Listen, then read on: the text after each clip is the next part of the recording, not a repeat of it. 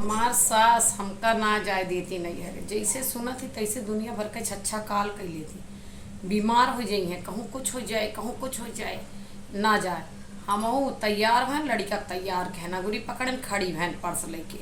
हम कहन मम्मी हम जात ही नहीं हरे, कहीं यहाँ घरा के देखे। हम कहन काहे घरा तो तू ही दिन भर देखा रहा तो टुकुर टुकुर, हम कहाँ देखे थे, हम तो काम करी थी कहीं। हाँ मतलब वह घर के कमवा के घर। हम कहन घर के काम के तू चिंता न करा, ओका सब हम काम के व्यवस्था कर दी। कहीं कैसे हम कहन कि पड़ोस में एक रहा थी, उनका काम के लिए हम कह दे वह सारा काम कर जाइए।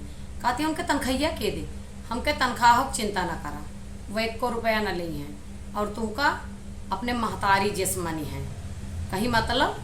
हम कहे मतलब ना है, अब वह हम जाते ही तुरंत वह आवत यहाँ कहीं। अच्छा के यार भैया इतनी नीक काम वाली तुमका मिल गए कि हमका महतारी समझे और घर का सारा काम कैले। हम कहे न हम चली जाब देख लियो।